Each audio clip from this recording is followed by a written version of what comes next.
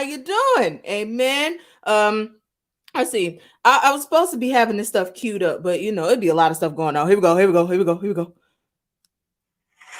Yeah, yes. Good morning. Good morning. Good morning to you. Happy Friday. Welcome to Morning Teen Allegations. If you do not know who I am, my name is Bianca Goolsby, but today you're gonna call me Petty B. Okay.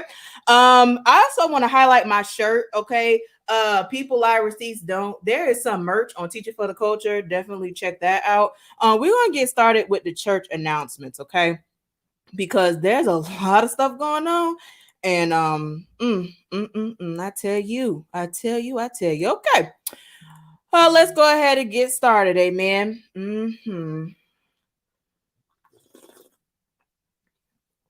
Well, let me see my notes.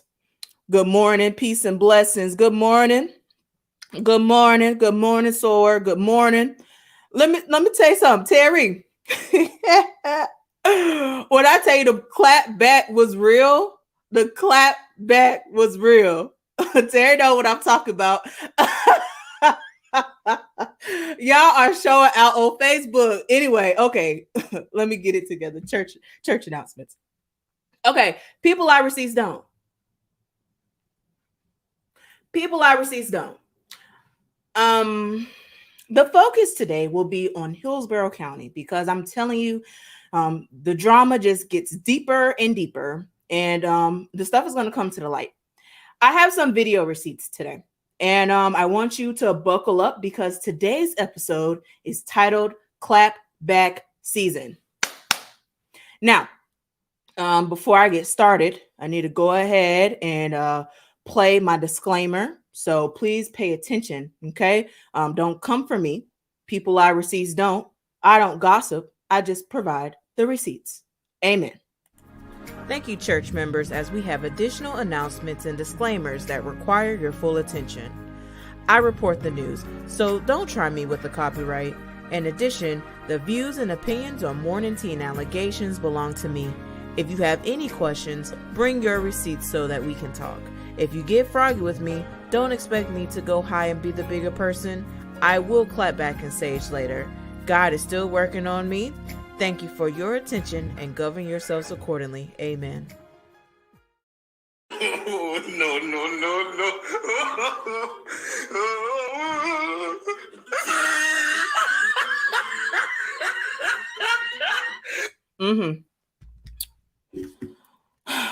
So I'll just go ahead and just sage now.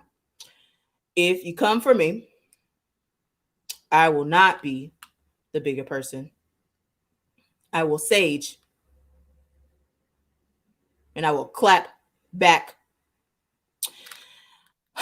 There's a lot of drama going on, but before we get to the drama, I got to talk about some good stuff at least because, oh gosh, this is just so draining. But so there was a principal that decided that they wanted to be a good citizen, and it was something that we were talking about on the Whole Child podcast. Let me go ahead and share that with you.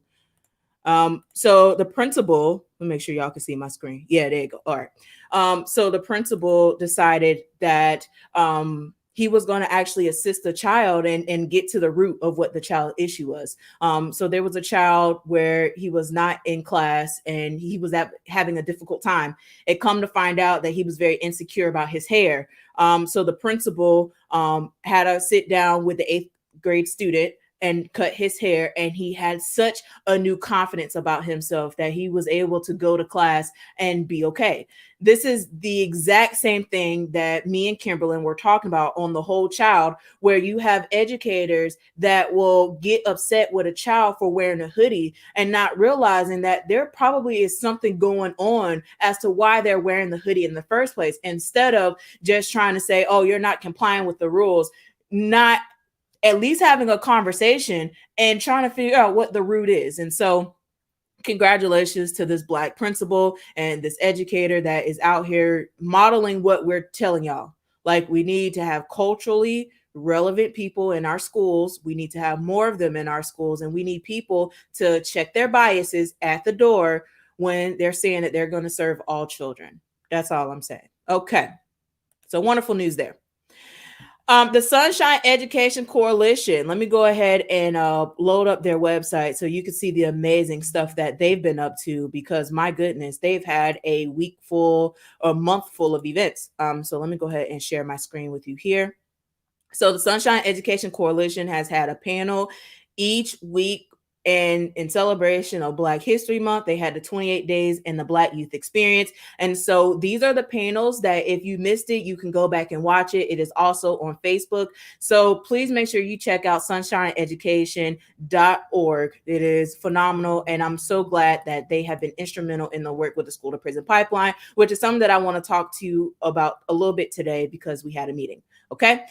Next thing that I want to share with you is about standardized assessments. Okay. Parents, please, please, please, please, please have a plan for your child. Please contact your child's school and make sure that your child has a portfolio. Make sure your child has everything that they need to test the best that they can. There's the opt-out movement that is providing parents education on how to opt out. But unfortunately, there's a lot of political pressure to continue the standardized testing. And unfortunately, it's going to harm our children in our schools, especially the ones that have been underperforming for so long. And then there's state mandates that hold them accountable to achieving, but not pouring in the resources to help. But anyway, so please, please, please, the standardized assessment is very, very important if you are in Florida, and it could have some really damaging impacts to your child. And I just want to say this. There's nobody that could say that they care about a child's mental health when we're forcing this standardized assessment. You do not care about our children's mental health at all. There's also questions that are circulating about the IB program and what's happening with that. And I'll get to that later in this journey. But I just want to let the district know, all districts, that eyes are on you. All right, so let me go ahead and change my background because we need to pull out these receipts, okay? And so let me check the comments because, you know, I haven't done that. Love the disclaimer. Thank you so much. Yeah, everyone got their coffee ready because, yeah, listen, we have to talk. We have to talk, and I have to get in my formation in order to do it. We're going to take a field trip today. There's some video clips that I want to share with y'all and give y'all the tea, okay? So yeah, y'all buckle up. y'all in for a show. Y'all in for a show. And we gonna talk about the tea in Hillsborough County because this is your tax dollars at work and our children deserve better. So I'll be right back.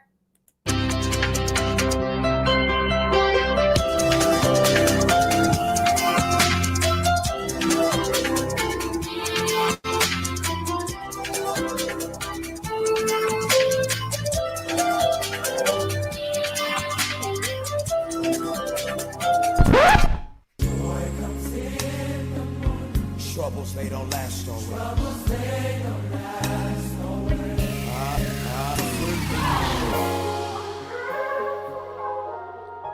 This is why we need an audit, because these books are not clean. People need to be held accountable and stop playing these political games. Because our children deserve better at the end of the day. And we need people to be accountable, transparent, and operate in integrity. Lift your hands up in the church. Thank you, Lord. Because the truth out today.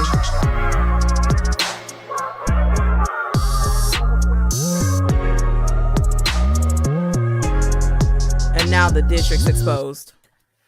Ooh, y'all exposed. Y'all exposed. Y'all exposed. Y'all exposed. So let's go to class. I tell you what, these people out here playing. Whew. All right. My Patreons knew about this first on Friday. Y'all just finding out about this, but yeah. So Dr. Michael Kemp, He works in the district. He was recruited. He is Addison Davis, one of his right-hand men. Well, he decided to submit his name to be the superintendent of Polk County Schools. So I want to share with you the website, okay? Because I just people be lying. And when I clicked on his name on the website, it then sent me to this link. Now, this link is public knowledge. It is public information, and I'm going to share it with you. So here we go. Let's share the screen. Because he's trying to get out of Hillsboro because we have no money. We broke, cars maxed out, and we got bad credit. There you go. Okay. So he sends a letter to the search committee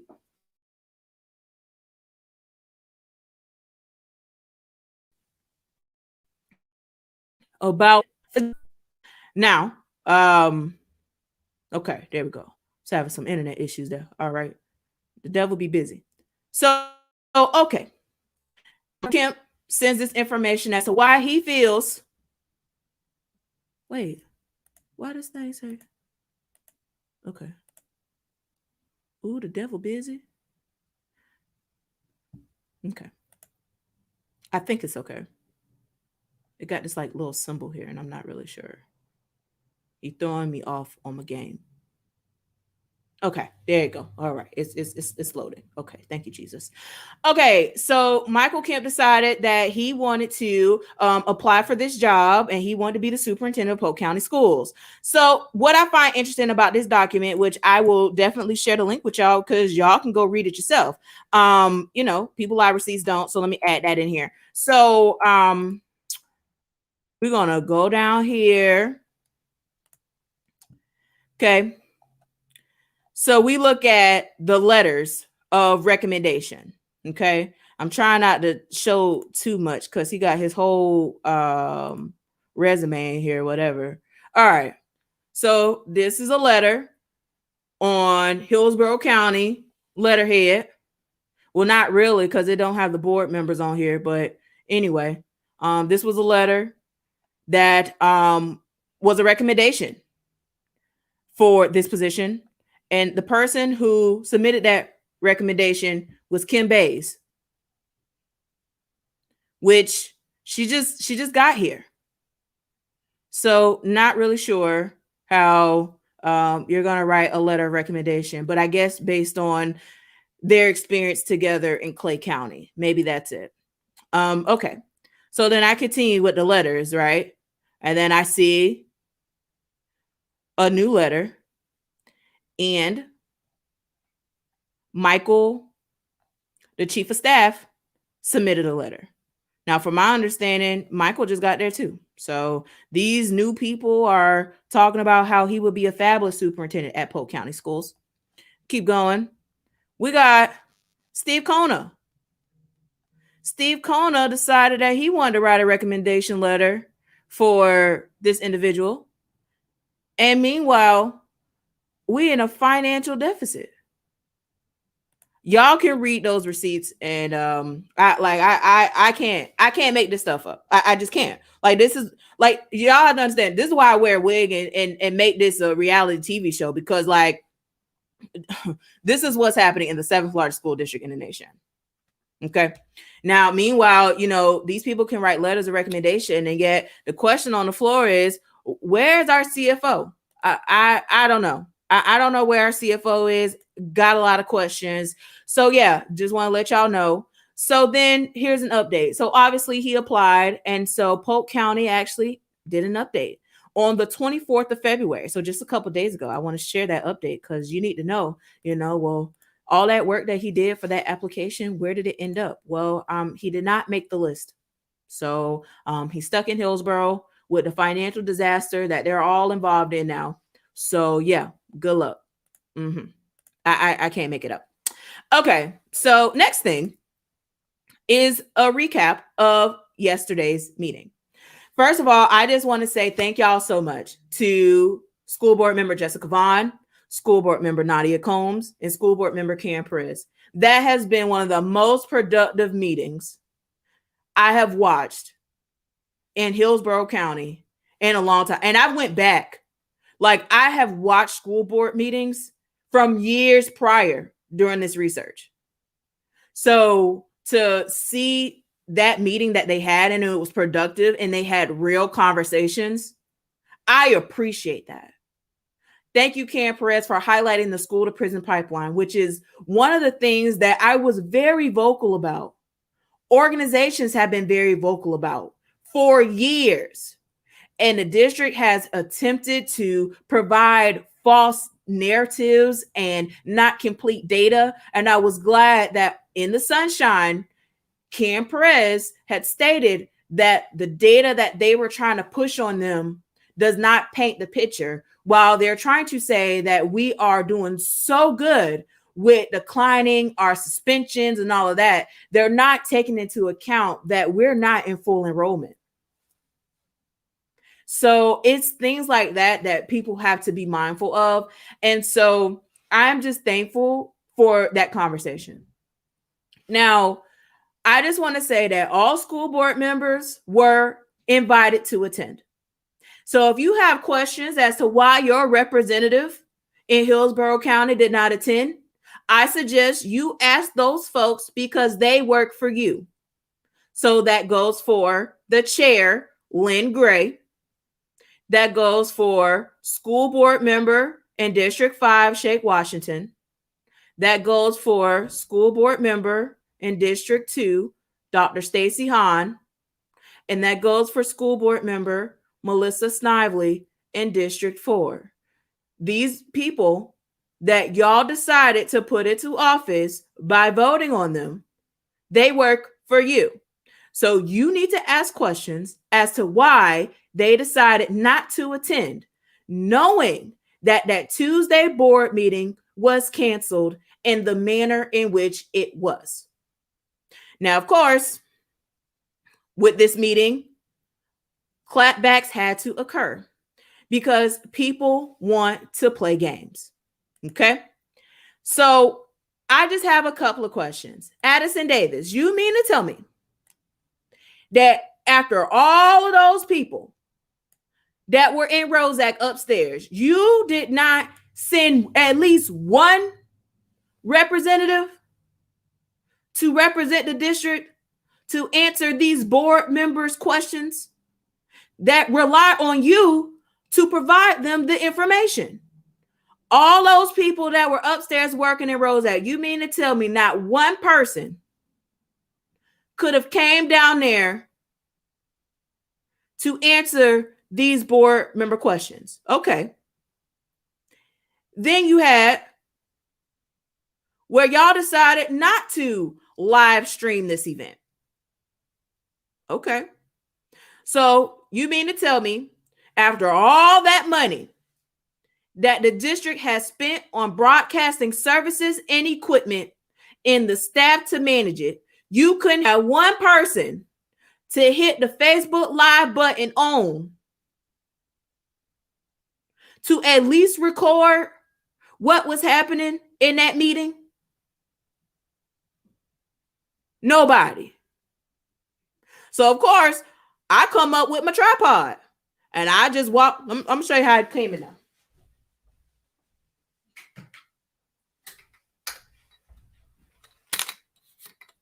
Got my tripod, started setting it up, put it right in the middle, put my phone on there with my 3 cameras, and I had to hit the live button. It's on Teaching for the Culture because for some reason, it's so hard for the district to be transparent.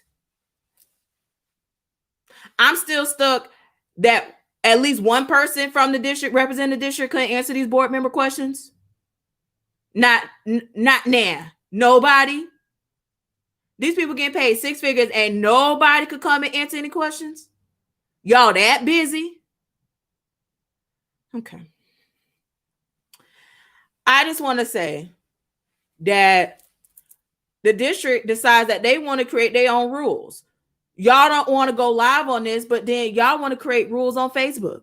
So the communication department, I guess, decided that they wanted to go to Facebook and update some rules. So let's share that with you. So the district says that you can't post any comments that fall into those categories, which I understand and I agree with. The second bullet was to refrain from mentioning people by name. And I thought that that was very odd to make that a rule. How would people know who to hold accountable if we're not naming names? Okay. Please ensure that your comments are appropriate and that they're relevant. Totally understand. Definitely needs to be relevant. There was people that was posting foolishness during the superintendent search because that was very politicized. And the people that was on there, I'm sure hasn't ever watched a board meeting ever in their life. The next one is to not post comments that contain links to other websites. Well, I don't know, maybe because there were, article links from Teaching for the Culture that was posted in there to hold the district accountable for their lies with the receipts. I don't know. And then the last one about making comments about political parties. So these are the rules that they created for their Facebook, right? And they have monitored and have filtered out a lot of those comments. If you go to the board workshop, okay, that was on Tuesday morning, there were people in the comments that were saying, why am I limited to 100 characters? Why do I have to write 100 characters before I can post? And then what I posted is not been published. It just disappeared. These were the comments that were on that stream, and you can go to the Facebook page to go see it. Okay, I don't need to lie to you. So again, the district decides that they want to communicate the way that they want to communicate. They didn't use social media to tell people about that bomb threat. They didn't use social media to talk about the financial obstacles that we're having. They use the media to just talk about the good things in the district, but to educate on what's really happening, no. This is the same district that had lead in the water and tried to cover it up. And it took a whole investigation journal to expose it. Yeah. Okay. So, school board is a very important role in a community, and we are going to share the duties of a school board member to make sure that everyone has a clear understanding what the duties and responsibilities are.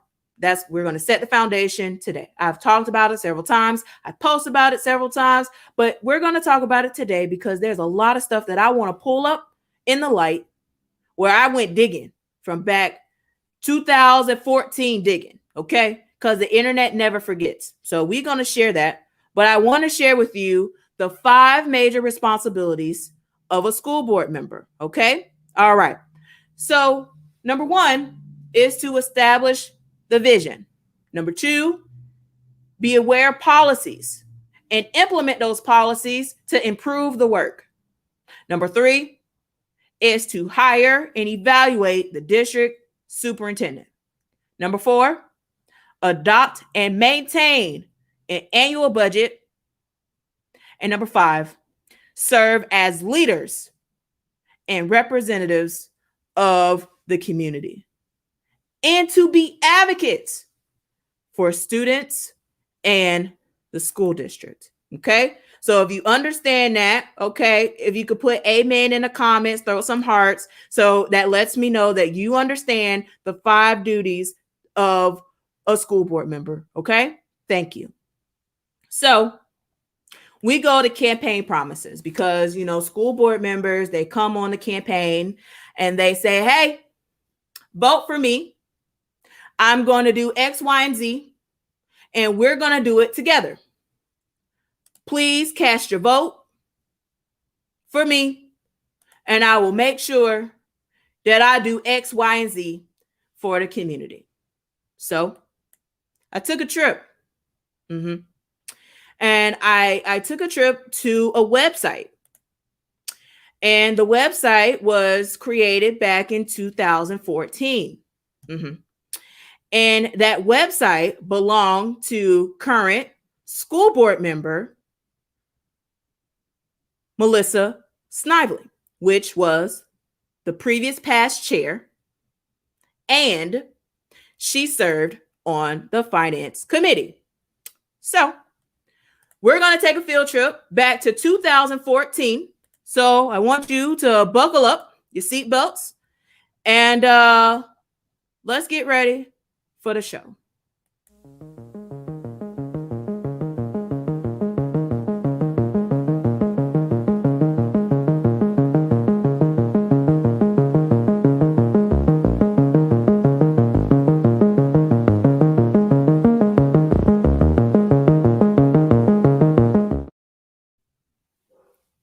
All right. So this is Melissa Snively's website. Now let me expand this so that you can see more of this. Okay. So there we go.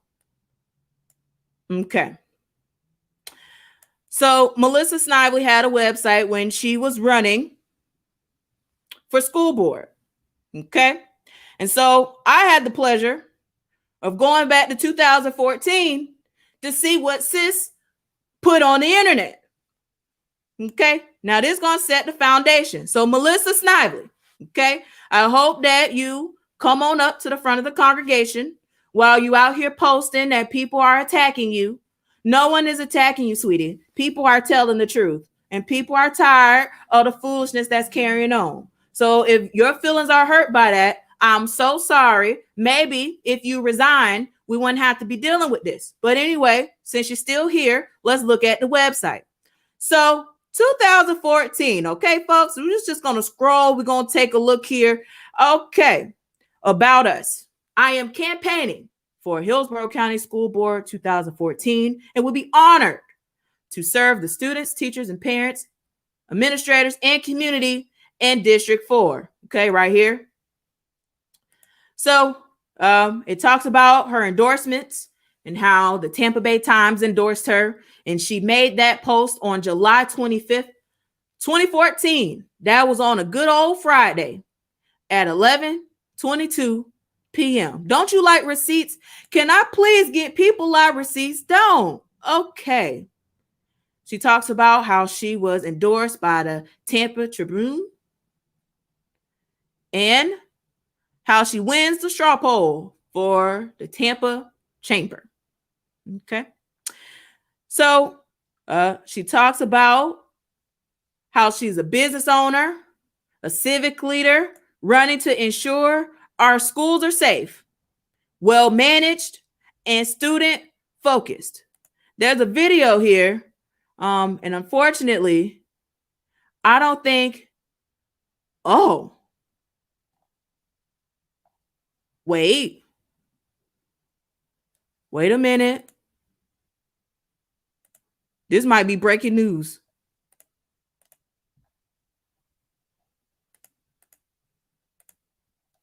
Let me see. Let me try to copy this. Let me see if it was deleted. But it looked promising. It looked like it was gonna come. Oh my God.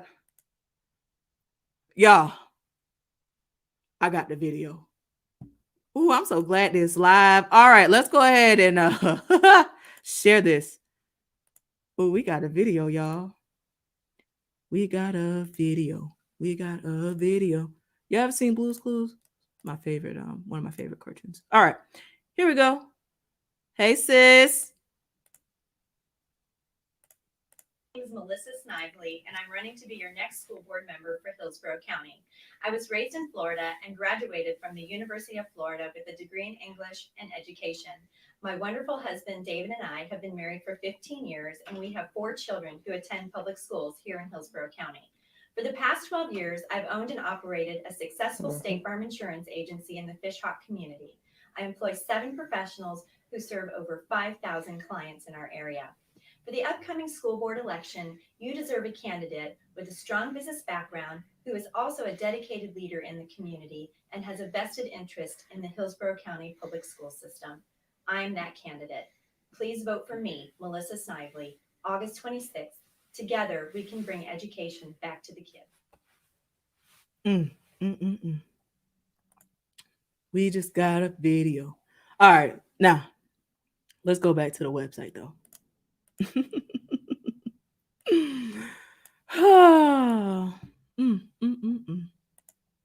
Okay. All right, so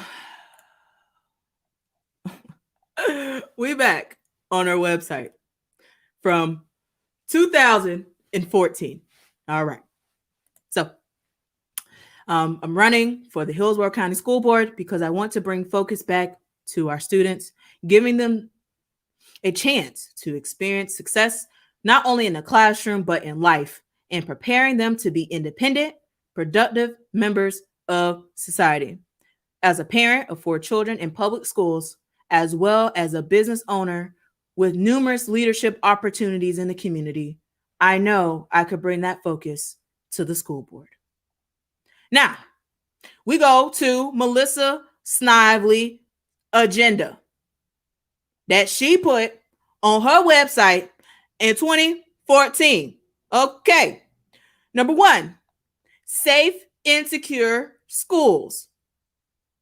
Number 2, strong financial oversight. Number 3, career and technical education. And number 4, employee achievement.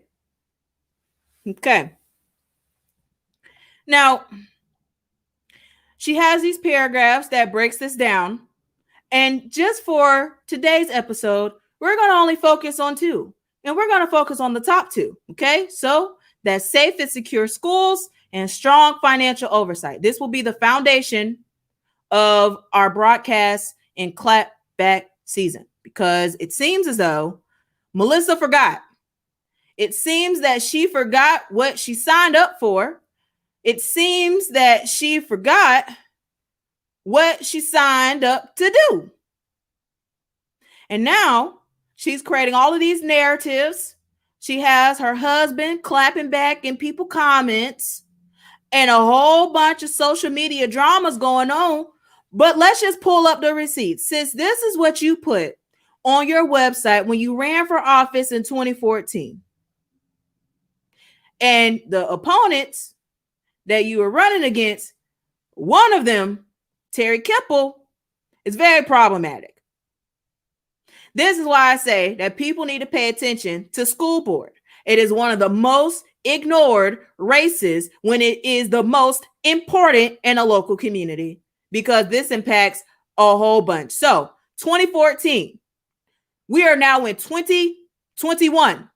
So Melissa has been on this board 2014, 2015, 2016, 2017, 2018, 2019, 2020, and 2021. All of these years has gone by. And y'all allow these people to serve office.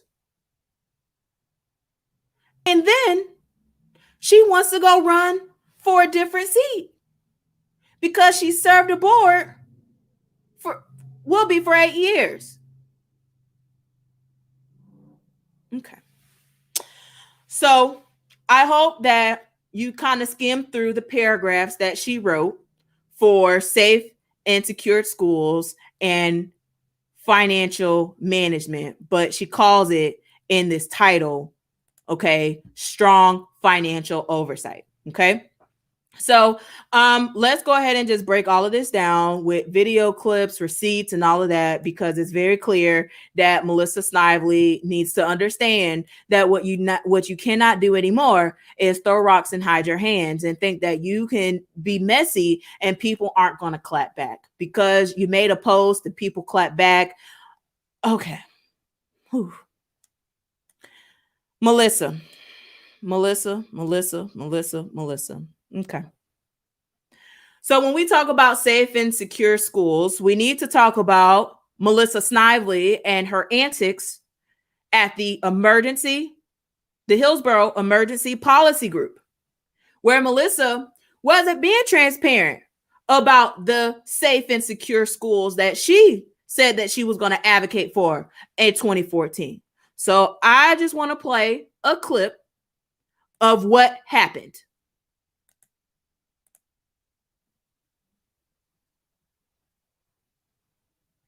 On Thursday, if that would be appropriate. Thank you. That'll be fine. Thank you. Ms. Snively, you recognize.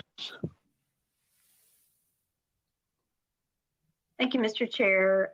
Just wanted to respond with regard to some of the comments that were made in the public comment section, but also get back to some of the questions I think Commissioner Overman had for the school district. And this is really to also respond to a recent news article that came out with regard to cases in the school district. And so I met with the superintendent who gave me some additional information with regard to the positive cases. As you might recall last meeting, the information that I did have was that no HCPS programs had been shut down over the summer due to COVID. That is still the case. However, we have had, as of Thursday last week, 206 positive COVID cases reported to us over since March. 201 have been staff members and 5 have been students. Our district does have 235 traditional schools and a number of other sites, several other sites. In fact, we have the most sites of anyone in the county that our employees report to and work over the summer. The majority of cases are from individuals who've come to work sick instead of reporting properly and not following the protocol, unfortunately. In each case, our district employs contact tracing to identify any other employees that may have been exposed to the employee that reported being positive. Our teams disinfect all the areas where affected employees work using approved chemicals and disinfectants to deep clean the area. And as soon as that's finished, workers are allowed to return back to that area once it's been sanitized. This type of cleaning includes anything from one office space to a wing of a building where the individual may have worked. No school has been closed to any positive COVID cases this summer. And in each case, we've communicated with any employee that may have been impacted by that particular positive case. And just to always put things in perspective, and I understand, I'm not trying to diminish the number of cases, listen. But I do like to put it in perspective. Since March to now, there have been anywhere from 215,000 students to 25,000 employees. And so not necessarily throughout the summer, there've been a smaller amount of employees and students on certain sites, but thousands of employees still working over the summer. And so although 206 cases sounds like a lot of cases in perspective, it is about the same rate that is currently that Dr. Holt currently talked about per 100,000 in our school district. So that is taken into consideration as the school district continues to evaluate the reopening of schools. The district school board did vote for all 3 plans, to approve all 3 plans, which include brick and mortar, e-learning, and virtual school. Based on the feedback that we've received from our parents and our employees, we continue to evaluate that, and we have another meeting scheduled for next week on Thursday, August the 6th, to get some expert feedback and input and opinion from local medical professionals and local public health officials. We saw how that worked out too. Monitor the rates of COVID before the board makes a final decision, but we're planning for the most complex plan, which would include all 3 options. It's easier to plan for all of that and pull back if we have to, rather than having to only plan for 2 options and then move to 3 options at the last minute. So that's kind of where we are as a school district, in case that helps with answer some of your constituent questions. And we'll continue to discuss that as a board. We did move the start date of school back from August the 10th to August the 24th. So that was definitely approved by the school board. And like I said, we continue to monitor the COVID situation in consideration for reopening the schools. Thank you for allowing me to give that information to this group.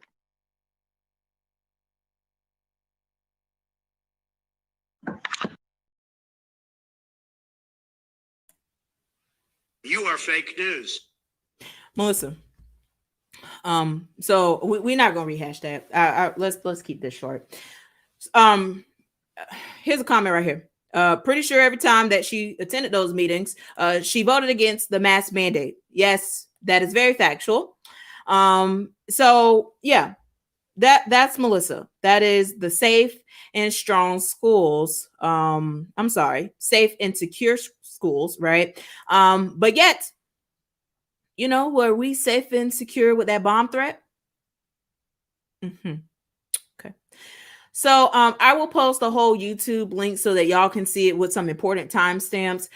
There was someone that did a public comment that basically clapped at Melissa Snively, and that's why she felt that she had to go and kind of correct that a little bit in her comment. So that's what she's referencing. And then you can also hear how some of the Board of County Commissioners had pushed back on her because she constantly would try to downplay the virus and would ask about, you know, percentage of positivity rate and all the things that, you know, she's asking, but yet she did not even provide the data that these people have been asking her to provide, and then would tell them false information about what's happening in the district. So, okay. So that solves that. Now, strong financial oversight. Okay. Well, as you know, we're broke. The cards are maxed out and we have bad credit. I want to go back to July in 2020, where Melissa had this to say. As Miss Stewart, betrayal is the first word that comes to my mind. I feel like a liar. You are. I feel like.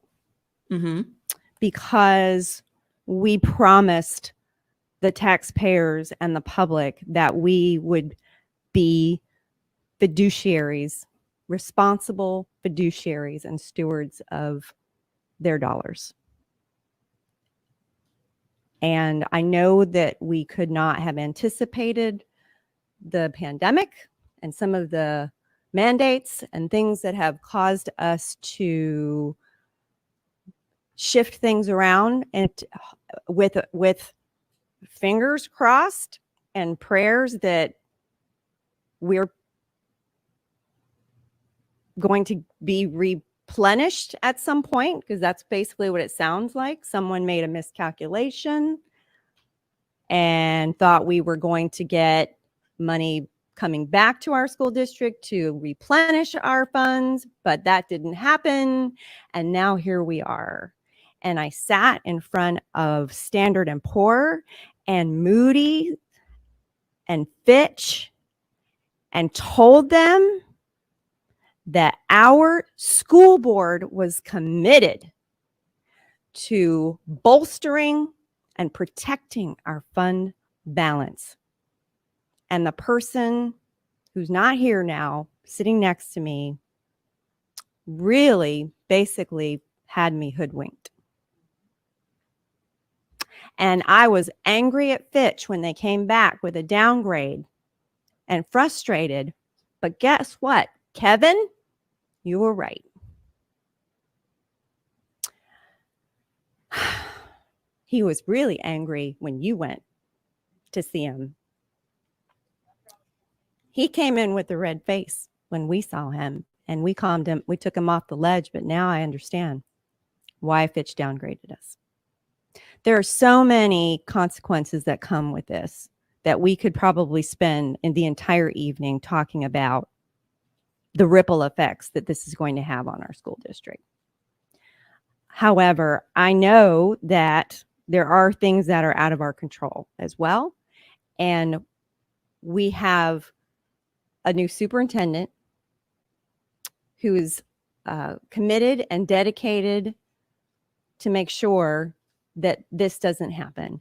We can't run a business or an operation like this, and you know that.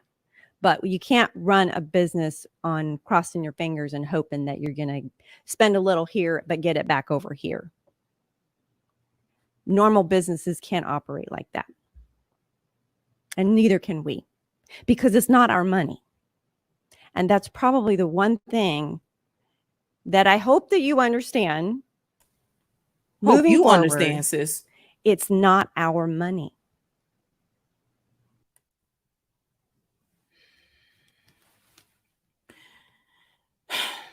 So she's talking about how it is not their money, and she is absolutely correct. But she's saying how these other people need to understand and basically put the blame on Jeff.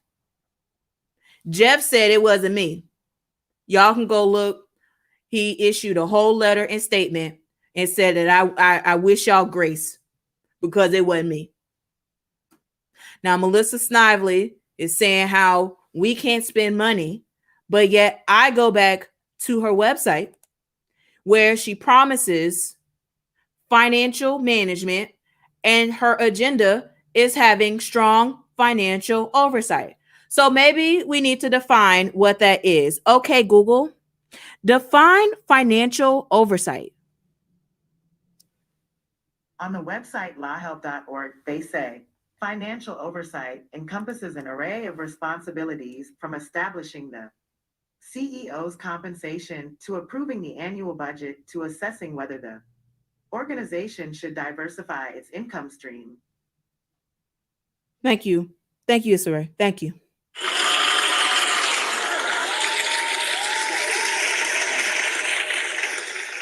Now, the board approves where money is spent. So those agenda items that they had, and they were rubber stamping everything and saying approve, approve, approve, and not following the money. The board has a duty, and that is to manage the $3.3 billion budget. We can't forget that. Okay? So this has been years of corruption, years of mismanagement. And yes, we totally understand that we are underfunded. There is stuff that's happening in Tallahassee that is way beyond the foolishness in Hillsborough.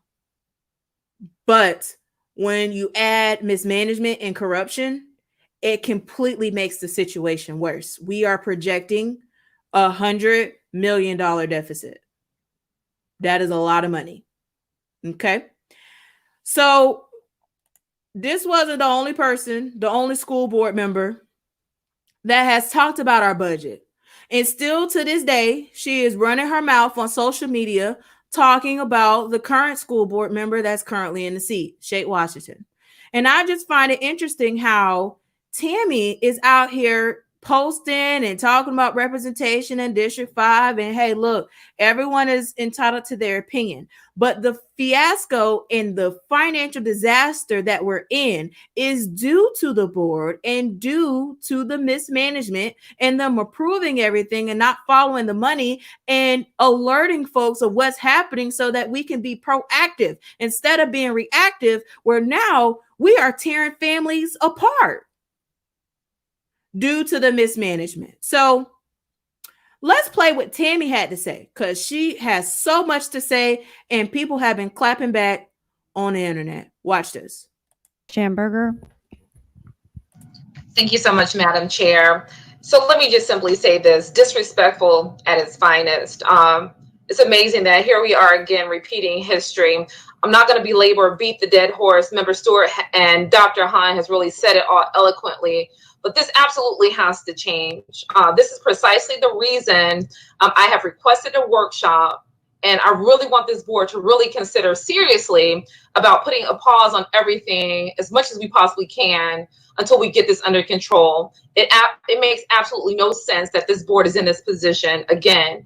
You know, when we talk about the bargaining team, the negotiations, let me just remind you how hard of a time that was. It's that behavior is the reason teachers were forced to go a year without a pay raise. It was agonizing for this board. We had sleepless nights. It was tough. And here we are repeating that same behavior. So it's disappointing to say the least, but certainly is disrespectful. But let me just move on and ask you, Ms. Saunders. So we know that our fund balance now is just woefully low. The lowest has been, I think, since I've been on the board. But we know come October, November is when we really see a dip in our fund balance. So we can use that funds to continue the operations of the district. Now with the $50 million deficit, I mean, what's going to happen in October, November? How are we going to pay our staff? How are we going to continue to run this district with a big chunk of our money now gone? Thank you, Ms. Schamberger. What we'll have to do, and we've already been looking at it in the prior couple of years because our revenues were coming in later and later, a tax anticipation note. So we will have to issue a tax anticipation note to bring us through, especially November, and then you repay that back within 60 days. But just elaborate on that a little bit more. Would you please, Ms. Saunders? How does this affect the community? How does this affect even our debt or the district? Is there no penalty for this tax anticipation note? No, ma'am. I'm sorry. No, there isn't. It's just a short-term loan issued until your tax, and that's what it's based on. The tax revenue is coming in. So the whole loan is pledged on the taxes, the property taxes coming in or the state revenue coming in, which, like I said before, we get most of our money from state, but then as November comes back, we start receiving our property taxes. So that's what comes in at the end. But with this, we've already been talking to Jerry Ford about doing the tax anticipation. We talked to the rating agencies about it already too, because we knew our numbers were coming close. So, but I'm sure it's a short-term loan. Yes, you were right. Short-term loan. Okay. Mr. Superintendent, we certainly rely on you to right this ship once again. I really hope that this is the last time we'll have to have this type of conversation. We brought you in from the outside so that you can make the right decisions. So we're relying on you for that. But I think it's critical that you keep this board informed. I don't like just learning about this today. We have to have very intentional and consistent conversations about the status of our financial health. So let's talk about that, Member Snively, Madam Chair, if you don't mind, about what that really looks like, whether it's we have more finance committee meetings, or if we're having more workshops, or if we're dedicating more time at the school board meetings. But when we talk about the one thing that we do as a board, the 7 of us, is making sure that the financial health of this district is intact. And so here we are again, compromised. So I certainly want to see more focus and conversation about this. Thank you again for allowing me to put on our request, and you'll host that workshop, Member Snively. Thank you.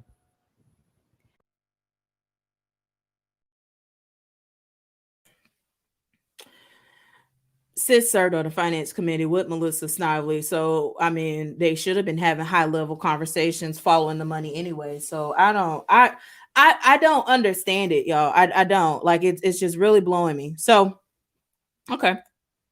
So then I was like, I wonder what Tammy campaign promise was and what did she put on her website when she ran for office. So, buckle up.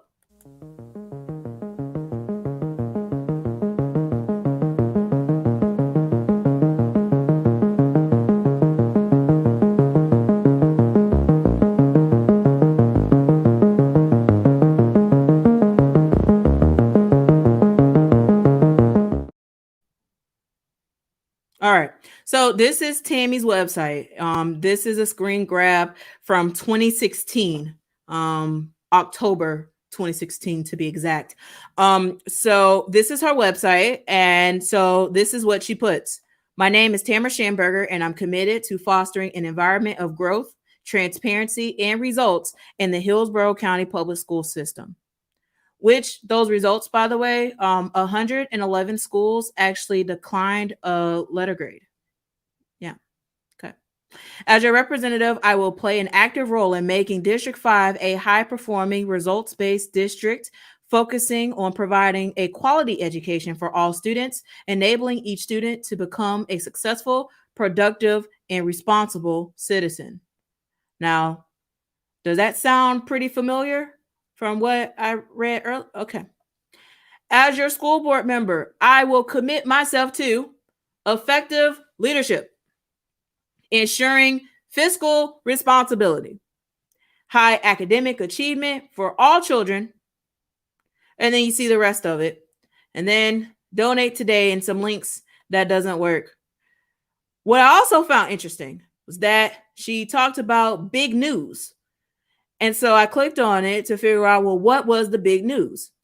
Well, let this load up here so y'all can actually see it. Give it a moment because it's going back to 2016. So it takes a little minute. Okay. So she posts about how she was recommended by the Tampa Bay Times. Now, if you can recall, this is the same Tampa Bay Times that she said was racist, and the same Tampa Bay Times that she slandered and said all types of things when she wasn't endorsed, because Shake was endorsed. But I just want you to see the big news that was on her website so y'all could see that. The reason why sis is brought up in the situation is because, again, I go back to these people. Follow the money. Okay. Okay. All right. So Melissa, you have your campaigns and you had all of this stuff out here, and yet did you do anything to help our district? You did. You helped a lot, but when it came to our finances, you definitely didn't follow the money. You did. So, okay. Whew. So after doing all this research, I was like, you know what? Like, I'm just fed up. Okay.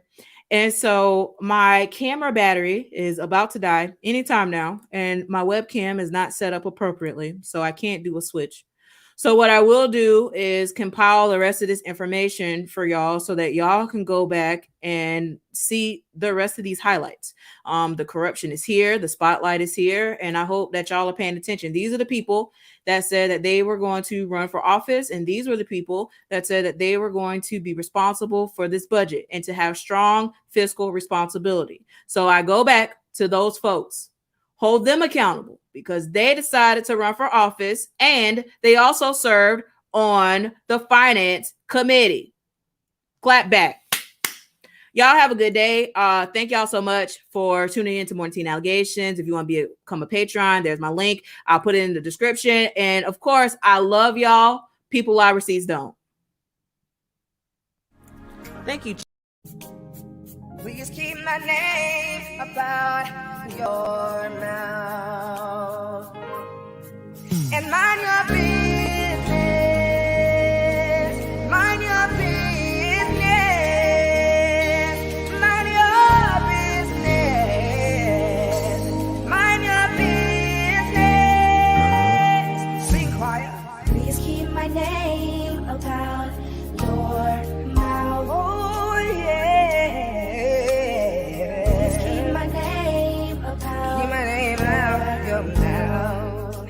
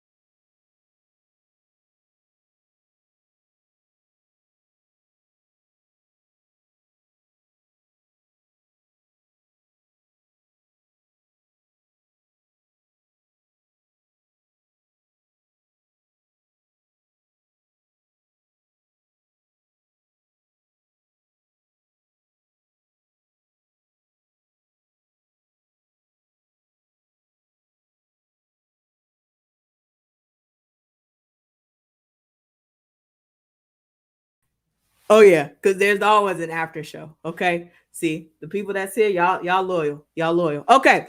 So I had to change my camera battery because I had to do that. But I have to let all this out because I need to take a break. So Melissa Snively, hey girl, hey. So you say, ma'am, that you're running for financial oversight and you're going to have strong financial oversight of this district and made all these campaign promises. And then when people check you on what you say that you're going to do, you have an issue. So Nadia Combs and Jessica Vaughn had called a meeting and they were just trying to have some conversations in the sunshine. Like I told y'all, I did a recap. Okay, so Melissa Snively, she goes and she says, during the recent meeting that was called by two of my colleagues on the board, I would like to share some thoughts.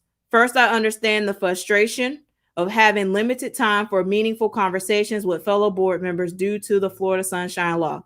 She goes on to say and talks about the retreat that was hosted. It will be hosted in Plant City. So Jessica Vaughn claps back and basically says, well, actually, the retreat was planned without consideration of all the fellow board meetings. And so, hey, I got some questions about that. So again, people out here are not ready for this new board to start asking questions and demanding accountability. You have people that have been in position for years and have no idea what's going on. You have Melissa that literally was on Twitter saying she had no idea how serious this financial situation is, but sis served on the finance committee. And when her campaign promised, she said that she was going to bring strong financial oversight. So I go to say this: people need to be intentional. People need to understand these 5 major responsibilities. They do. Your children deserve better. And so, of course, I'm letting y'all know, if y'all want to hold someone accountable, these are people. So if you want to know where your money is in Hillsborough County, ask these folks. Ask them. Ask them where the money is and ask them what's going on, because these are the people that are over the district and over the superintendent. Okay. I let all of that out and I'm gone for real. I love y'all. Y'all have a great day. Bye. Please keep my name about your mouth and mind your